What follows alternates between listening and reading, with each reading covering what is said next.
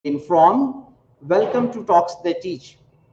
This is the place where ideas are not just discussed, they are put into motion.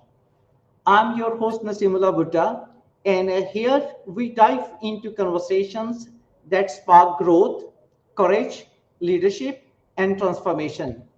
Today's episode is real, raw, and close to home.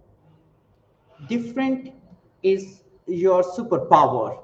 Sometimes very thing, very thing that makes you feel out of place turns out to be our, you can say, the secret sauce. Today's conversation is about owning your story, finding your voice, and turning setbacks into stepping stones. And joining us today is an inspiring speaker, leader, creator, artist, I would like to say artist, and storyteller, Ela Jamosmos. Welcome, Ela. Hi, everyone. I am so honored to be here. Naseem, thank you for having me. Knowing that your podcast is invaluable and adds value to people, your audience, and especially that you invite your very you curate your invitation to leaders and coaches and all that. So I'm very, very honored to be here. And thank you for the audiences. Can I just mention for those of you who are coming, joining us from the Philippines right now, it's 1 a.m. there. Thank you so much for joining us and being here and supporting not just Naseem and supporting me as well. Thank you very much. Thank you, Ela. Due to time difference, we are in different zones, and special thanks to you that you have joined in the early morning. Ela, you can say without wasting any time, I would like to ask something. When I was turning over the pages of some of your articles, I read one thing that was wonderful. While reading your story, I could picture that little 5 year girl on the stage with the letter M, freezing in the middle of the song, even though rehearse well. Reflecting back, may you share with us what you eventually discover about yourself through that experience? Thank you, Naseem, for that. Thank you that you read it. I'm very, very honored that you did, and that I've never shared that before. The first time I shared this experience of that experience of freezing at 5 years old and just doing the alphabet, right? It's the alphabet. What in the world? Why would I forget saying the letter M? That was the first time I ever wrote about it, and it's so freeing that I can tell the story and not anymore be ashamed of it. So when I was that age at 5 years old, I felt so ashamed that I froze, that I couldn't. Why can I not memorize one letter? I just realized then eventually that I learn differently. That when I am in pressured, I panic. My brain shuts off and I just totally forget everything. But when I learn in a way that's creative and fun and no pressure, I thrive. And I realized that I thought I was just the only one like that. And then now that I'm older, I realized there's so many children going through that, it went through that. And there is a thing called dyslexia, which I never was diagnosed properly, but I realized that it's the truth because everything that dyslexia is, I have it. And at that time, I was ashamed of it. But when you ask me later on, now I'm not. And that's what I want to share with everyone. The different it can be and is your superpower. And when you know the reason behind it, and people didn't know, even your parents may not know that the reason behind it, it is you are in a quite a different situation, and people you can say observing you from a different angle. It's a quite, you can say, the problematic situation when you are unable to share your real, you can say, the state of mind. At that time, like how, okay, so um, how do I answer this question? Uh, Is I, it? I would like to ask you one thing. There are so Okay. many, you can say, students in my classroom. I don't know, maybe they have the same situation. Give me some tips so that I can observe if someone Oh, is suffering yes. of such kind of thing. Yes. So when you observe a child, for example, that like in class, I didn't speak a lot because I'm afraid I would say the wrong thing. And also, my dyslexia is like when you're speaking, someone's speaking, I'm in a meeting, I don't understand it right away. There is an audible dyslexia where when people are speaking, I have to hear it like three times before I even understand. So Okay. that's why in a meeting I would say, "Would you say that again, please?" And people would be impatient and say, "Ella, we just said it," But I couldn't explain. My brain can't catch up. But Hmm. when my brain catches up, I thrive. Right then, I run with it. But it takes a while. When I read a book, I takes me a paragraph. For others, it will take them a minute. It will take me like maybe 5 minutes, because I will have to go through it again three times. Everything is three times for me. When I'm taking a test, I would have to read it three times for me to understand what is it saying. So what probably I would say to an educator is, ask the child, like, do you understand? Is there, come to me when you don't understand. And maybe you don't understand it the way I do it. The pedagogy of the way we teach it might not be the how that child understands. Every child learns differently. And in five in our population, one out of five is dyslexic. And we should be aware of that, so that if we see a child struggling, we can actually ask, not tell them that they're dyslexic, but ask them, is this way of teaching hard for you to understand? Or you can express to me how you would understand it better. Thank you, Ella. You opened my eyes in this way that I should take care. There may be so many students, they are unable to respond or ask my question. But one thing I have figured out here: you will live three times more rather than other people. Yes, yes. I think I work harder, like four times harder, three times harder than anybody to, for example, I memorize my speech. People would tell me, don't memorize your speech, just be spontaneous. I can't. I have to, it takes me like a month before I memorize my speech, or at least 2 weeks to memorize a speech. Because, or else I would forget. If I panic, it will all shut off.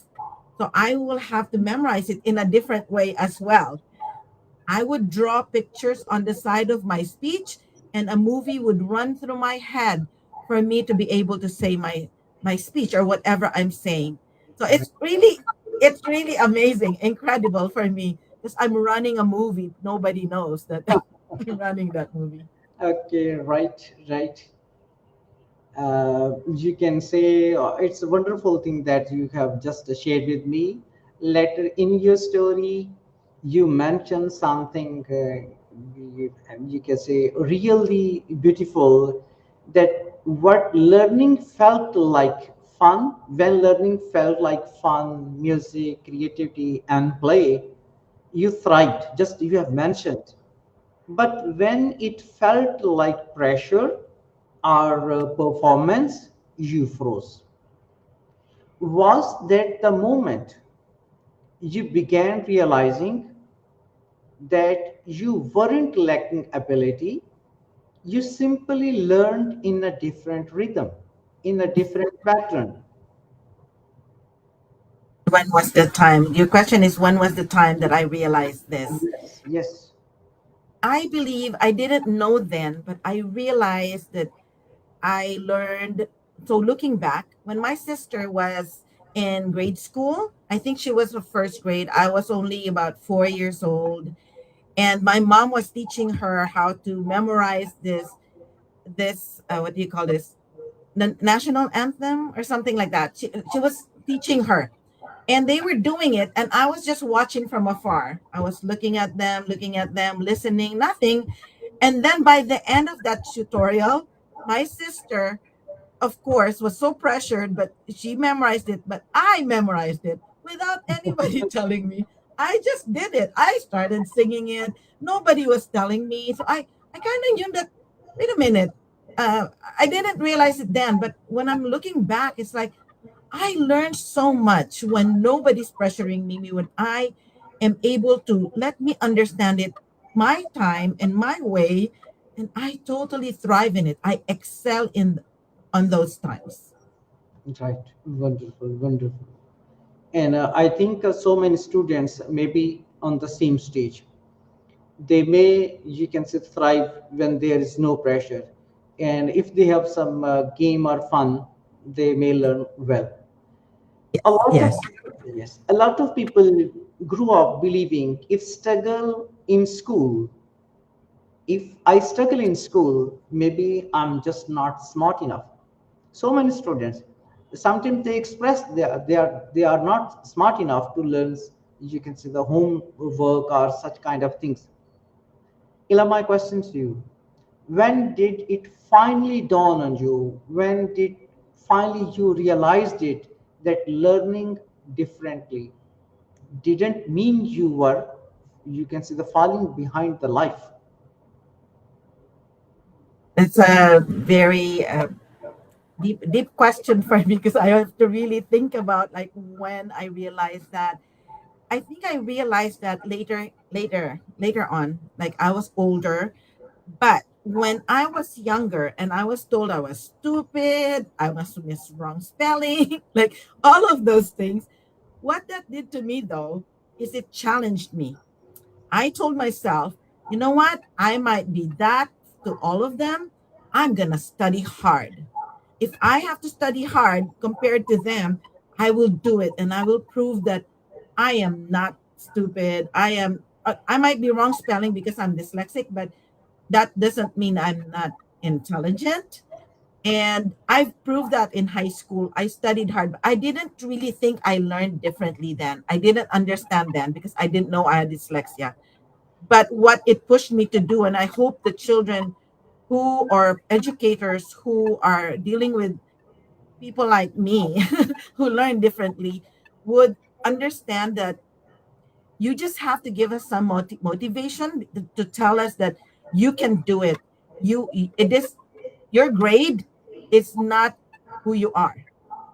You are not your grade, but you are who you choose to become. Meaning, I studied hard and I actually got honors, and my family was so surprised. Like, what in the world? We thought she was like she didn't know anything. But if I work hard, because then I learned how to teach myself. So I think with your students, if how can I memorize things? So like I told you, I would draw things. I would make a word to memorize all those things. So I became very, very creative in my learning, in my studies. I pushed myself to do that, though nobody asked me.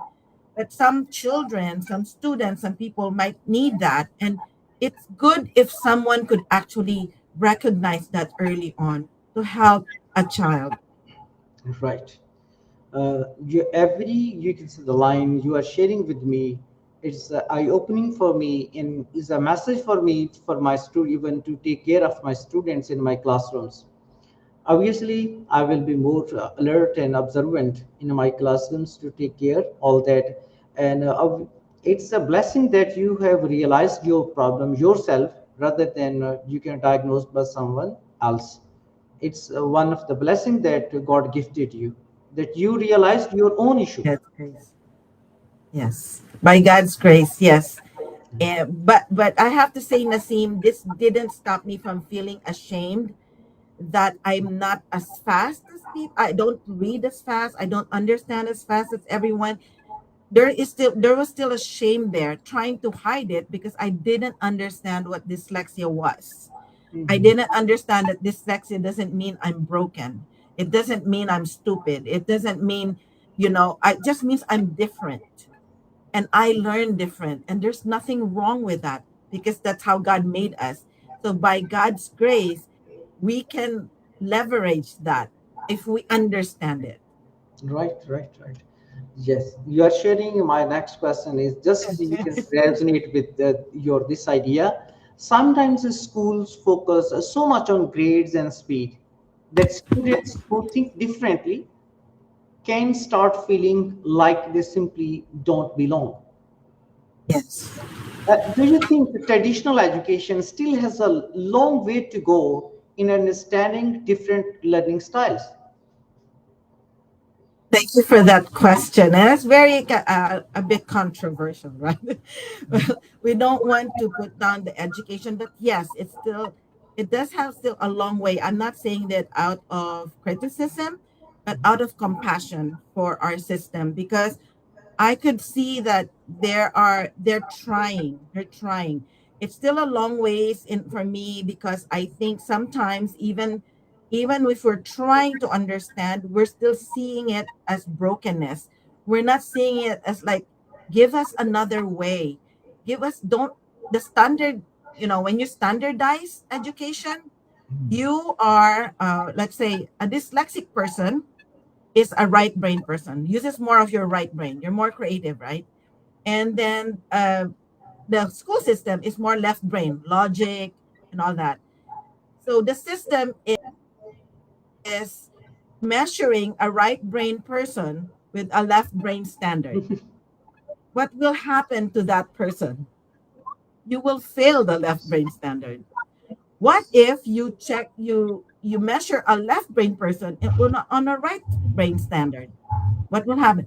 They will also Yes. fail, right? So we will all fail if we did that. So if a child is not showing more on the left brain standard, may the thing probably would think is not that they're broken, but wait a minute, maybe they're more on the right brain. What if we check them on the right brain? Some school systems do this already. That's why they have this gifted testing. And in that gifted testing, children who are gifted, you would see a low performing gifted student because they don't perform academically well.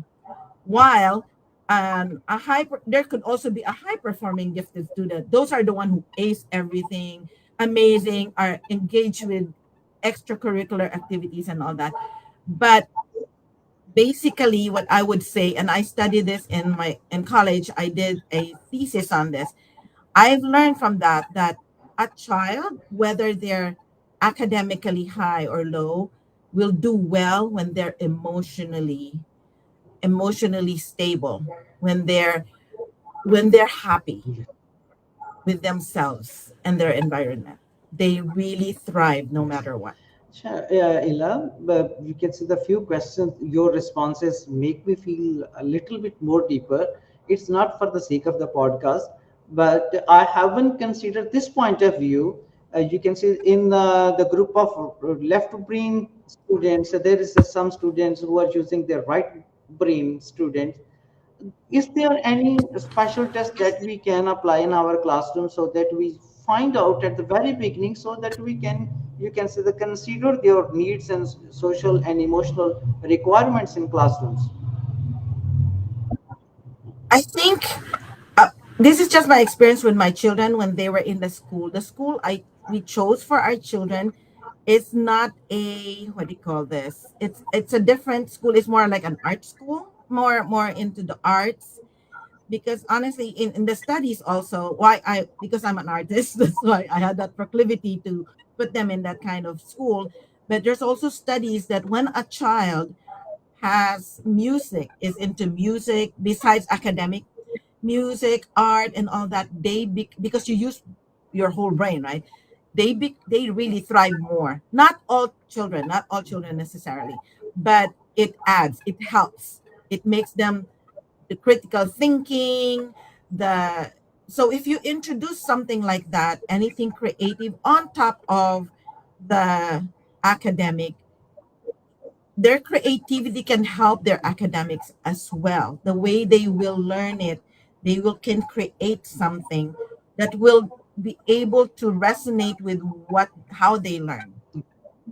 So if you teach them that, it just helps the brain. It just really the study says that music, like Mozart music, classical music, it opens up the brain. It helps you think because there's math there. There's mathematics is very big with that, and reading and all that. It's all comprehensive in that one thing. I couldn't, you can say, the singer use any kind of music, although I listen and enjoy music, although I think I need some training from your side. It may be virtual.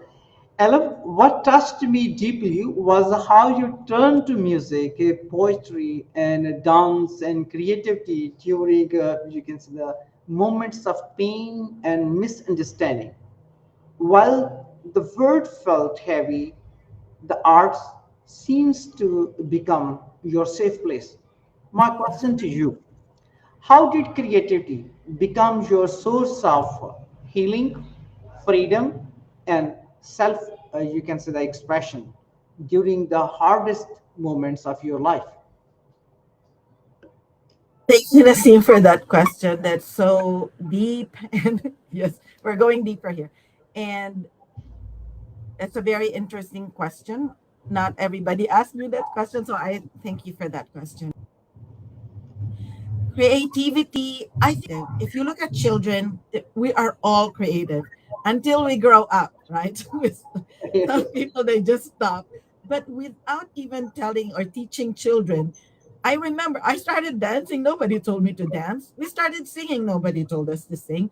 I really believe creativity is in our DNA. God created us that way. And because creativity is powerful, as you can see, many songwriters, many, they would speak about or write about their experience. And music is a powerful gift that God gave all of us. We all have music inside us. Probably not everybody has expressed it, but I think it's a gift, so that because when the world is hard, you can actually express it in some way where you will not be judged. That's how I saw creativity. I was young, I was told I was not bright, I was stupid, but when I started dancing, nobody can judge me with my dancing because I just danced away and I just sang myself away. Where my mom bought me a karaoke because she saw me. She saw that I thrived in singing instead of my academics, but she gave that to me. So I'm grateful for my mom for observing what I thrived in, what I was good at, and she gave me things. I started sewing clothes. I started bought me a sewing machine. So honestly, I'm very grateful for my mom for being so observant. I think adults need to be observant on what our children or what people are good at, and you leverage that and you hone that instead of pushing them to be something else. Right. The things when you are not judged, they are the, you can say, safer zone for you. I think so. And all that you are doing is the right way, just art and music and all that, because no one is going to judge you. You are performing yourself. Ella, one thing more: labels can leave deep wounds. Words like slow learners, just you mentioned a little bit before, are miss wrong spelling. When I heard this phrase, miss wrong spelling, you can say that I couldn't, you can say that, absorb it at that moment. When you are labeled and tagged inside the classroom, and so much you have a different identity at that moment, and can quietly shape the way a person sees themselves. My question to you: how did you stop those labels from becoming your identity? Because it is a quite difficult and tough time for any student in the classroom. Yes, thank you for that question. And again, that's a very deep question. So growing up, I was an ugly duckling. I People, besides being stupid or miss wrong spelling, I was also not pretty. And there came a Say, time I one thing, please. Don't say so much things for yourself. You're quite pretty. You're quite intelligent. No need thank to. you. I know that now. So Okay, right. I don't question that anymore. But like I said, in when I was younger, I those were the things that were told me growing up. I think when I got to high school, I made a decision that, you know what?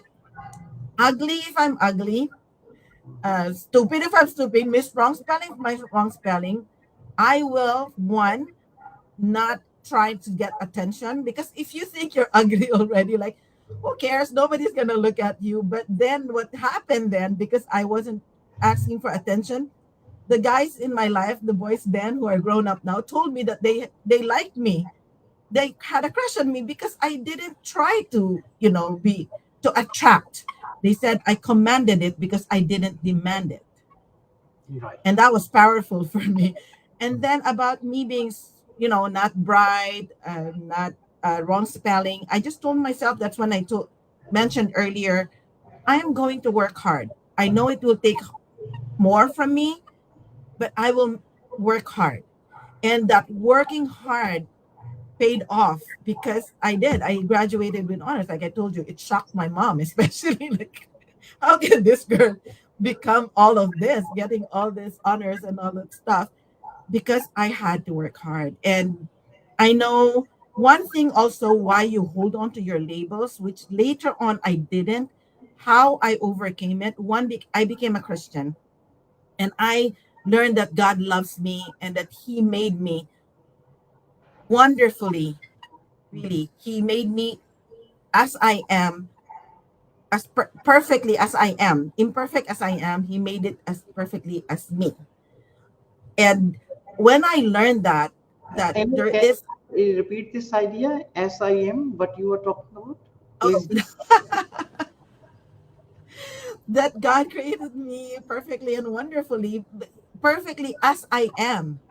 Although I'm imperfect, but this is who I am perfectly, that God wanted me to be, including my dyslexia, Okay. because He has a purpose for it.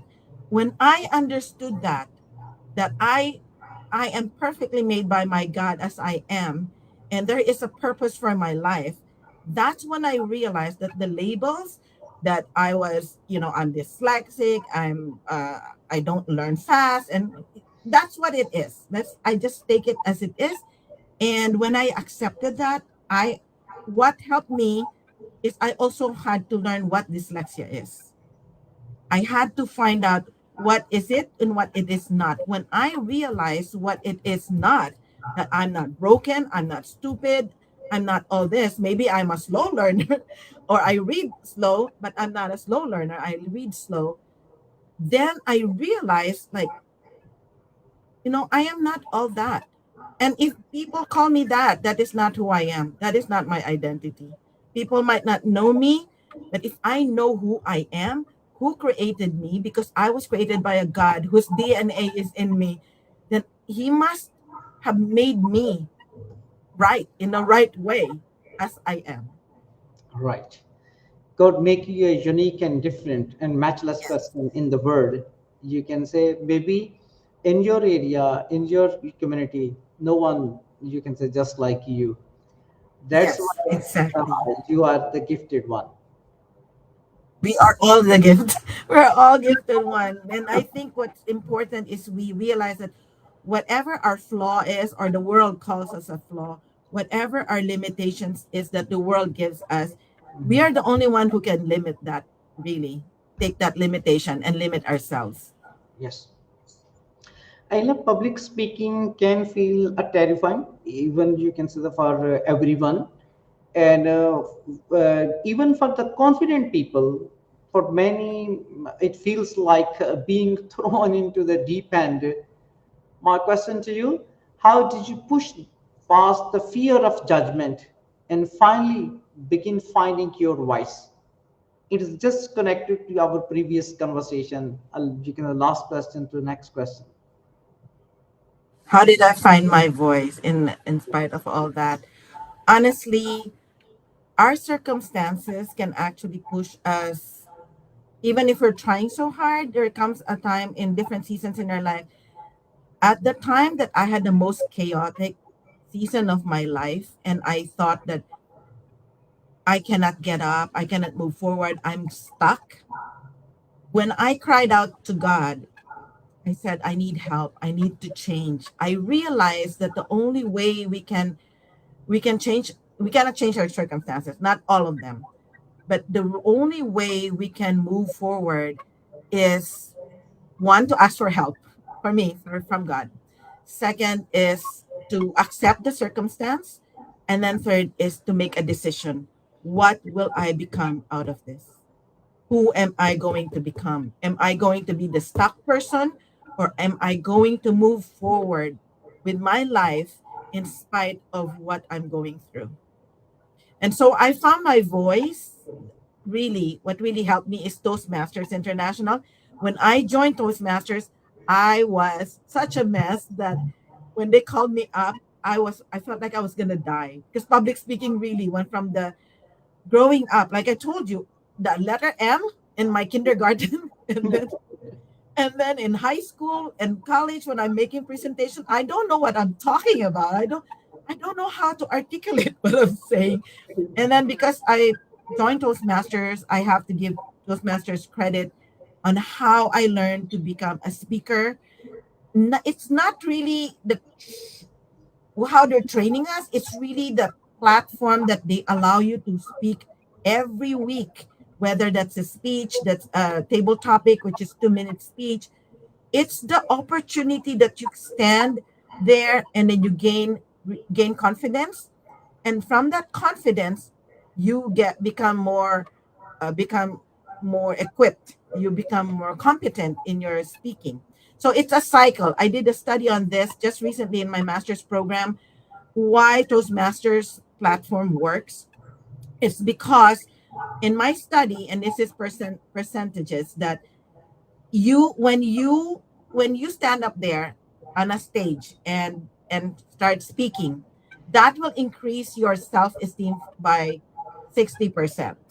And then when your self-esteem is high, that will increase your communication competency by 40%. Again, that will increase again your self-esteem. It's a circular, it's a loop, again and again and again, until how I am right now, where you see me speaking right now, and I still get nervous and all, believe me, is a product of that, of constant being on stage, constantly speaking, facing your fear, facing your audience, and then gaining self-esteem, and then becoming more competent again and again and again. So that's actually where I found a place where, wow, this is a safe place where I can speak up and voice out what my thoughts are without being judged, Right.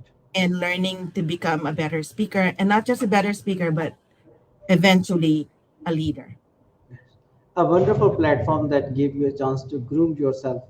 And I have find you can say listed three things in such situation. Just you mentioned, ask help from God, and the second one, accept the situation, and third one, make a decision.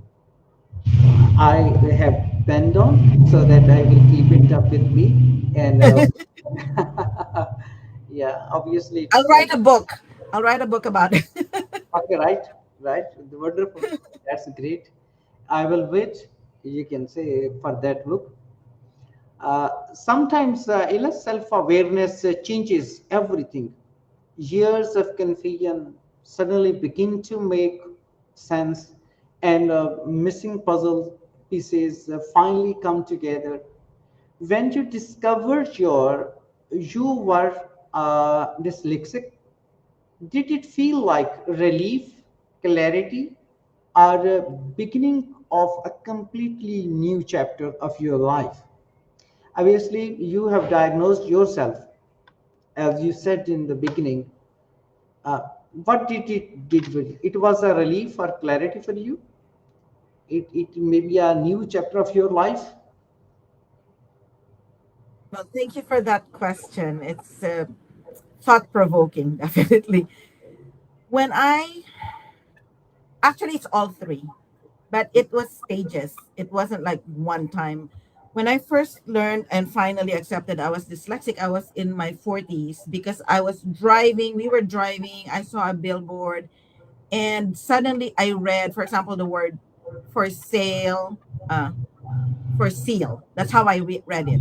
So that word right before my eyes. moved, the letters moved, and I had to look back and read it again. I said, "What?" And that's when I said to myself, "Oh my gosh, I am dyslexic." Even if I already knew that before, that was already happening to me. It was here in the States and in my 40s that I realized. But the first feeling I had was fear. Oh my gosh, what if people knew I was dyslexic? That was my first feeling. I was just afraid. And I tried to hide it for the longest time, hide it, maybe 20 years, right? Because this I finally accepted it in when I turned 62. No, I mean I'm 59, 2 years ago. Oh, I'm telling my age. I'm 61. Anyway, I don't care. It's okay. You can still thrive at 61. Yeah, that's all I can say. But anyway, so I was in my 40s and I tried to hide it. I didn't take I took leadership roles, but not the highest roles because I'm afraid they will find out. And if they find out, they would laugh at me, they will criticize me, belittle me, and all that stuff, and will question why, how can I be a leader if I'm dyslexic? But eventually in like 59, when I was 59, okay, there's sun in my thing. I'm trying to avoid it. But anyway, in my when I was 59, I stepped into a leadership position, a president of a club with Toastmasters, and I took that risk. I said, I know who I am. I know because I'm dyslexic. I studied dyslexia. Because you're dyslexic, you're hyper focused, you're very strategic, you have very creative. And so I wanted to leverage that as a leader. But I knew that they will find out I'm dyslexic in our meetings, because when we're meeting, they would always say, Ella, we just said that. Ella, didn't you read it? Like, oh my gosh, I didn't read it 3 times. I was always like, oh my gosh, they're gonna find out. But then I finally accepted it that I will study this dyslexia, and that's all I found out. Studied all the famous people, like who's the famous Albert Einstein, Kiara Knightley, um, who's the owner of the Ford, and the one there. I'm I'm blanking right now with the names of the people, but there's famous people who are all dyslexic, and I'm like, oh my gosh, if they can be that, then I can actually excel in whatever I do. So later on, it became a relief that now I accept it. It became like a freedom that, you know what, I'm going to talk about this because this is the truth and this is what I learned. And when I accepted it, I was able to leverage it. Now, I don't care if people think I understand slow, I listen slow. My point is I am strategic and I will strategize my way through my leadership, and it really paid off. That was when I saw that I will take what people will say, judge me, and I will just put that aside, and I will, move forward as a leader using my creativity, my strategy, and my being hyper focused. Right. And I absolutely love your one line. Don't fight it, leverage it. Because sometimes the very thing we try to hide becomes our greatest strength. Just as you mentioned here, how did that mindset shift change the way you saw yourself as a leader and as a communicator? You have just changed your role from a shy girl to a leader or a communicator. Yes, thank you so much for that question, Naseem. And it's very close to my heart right now because when I finally told myself, I'm not gonna fight this. I mean, I've already accepted that way back, but the moment I accepted it fully, like 2 years ago, my the way it really catapulted my leadership and communication. Because now I'm not ashamed to talk about it. I'm even telling people that, ooh, this gave me my superpower. And some people told me, I want that superpower too. Like they want to be dyslexic so they can have that superpower. But how did it change me or shifted? How did that shift affected my leadership? Like I mentioned earlier, I don't anymore. I already expect that people will question me. I already expect that people will think I'm not that smart. Maybe I don't know what I'm doing because I don't get things right away. But I know the moment I get things, I really just excel in it, and I really know my vision. That's why I have a vision, because I know where I'm going and I'll strategize myself to that vision. And so that is actually what helped me. That shift on, like, I'm going to leverage this. I started like looking at my vision, and this is how I'm going to do it, because I know that is my power, being strategic. And in communicating, I have to learn. So, like I said, Toastmasters helped me with that so much. And I'm doing my master's in communication right now. So I'm learning more. But that didn't necessarily teach me how to communicate. What it taught me, because I could accept I'm dyslexic, is I became more compassionate and emphatic with people who are in leadership. And if they don't know, if they're struggling with it, instead of me just saying, okay, you're out of here, you don't know how to be a leader, I'm more compassionate, because I know they might be having a struggle. So I would sit down with them and ask them how they are, what's going on in your life, are you struggling with something, how can I assist you, how can I help you become perform better. So that has helped me both as a leader and a communicator, of accepting that I have a flaw, that the world thinks it's a flaw, and people might also have a flaw that they think it's a flaw, but it's not a flaw. It could be what will catapult them to become who they were meant to be. Right. Ella, we have spent 42 minutes. Yes. Yeah, such a communicator that you get the time have just wings. Yes, it does. You can say like, your idea of one sentence eulogy really hit home, because in the end, people may forget how busy we were, but they really, not really, they really forget how we made them feel. What kind of legacy do you hope your journey will leave behind? Legacy, yes. I'm learning more now as a leader and as a communicator about this legacy. What my legacy is actually, just recently, I just realized that what I really want to leave with everyone, even my children, is the thing called intentional becoming. That intentional becoming, obviously, is you have to be intentional in who you become. Yes. And I've mentioned this earlier, and I will probably mention this again later on, is that we may never, many times, we may not be able to change or choose our circumstances, but we can always, always choose who we become within them. That whatever your life is right now, you don't have to be stuck in it. Well, if it's a wonderful life, I hope you get stuck in it.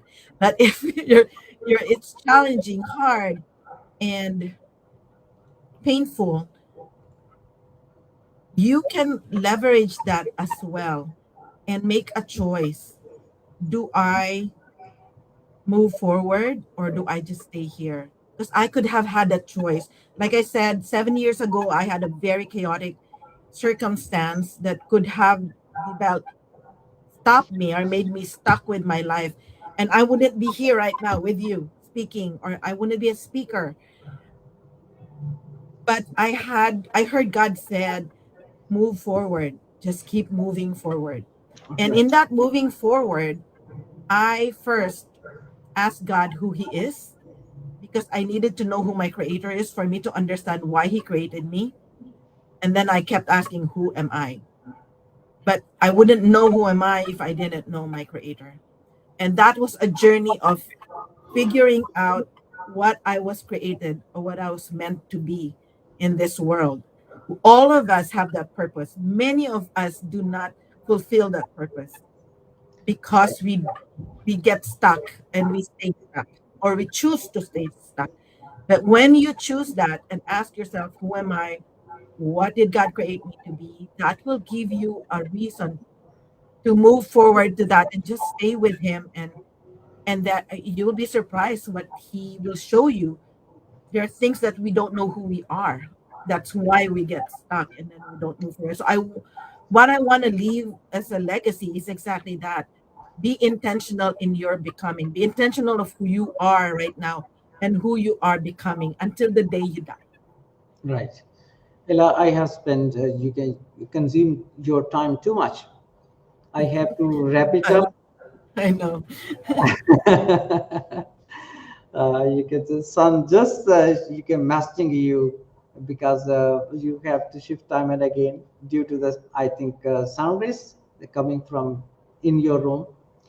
You can say one last message if you want to give the audience. It's a wonderful journey you have of your own. You can say obviously each question was a message, but at the end, finally, what would you like to say them?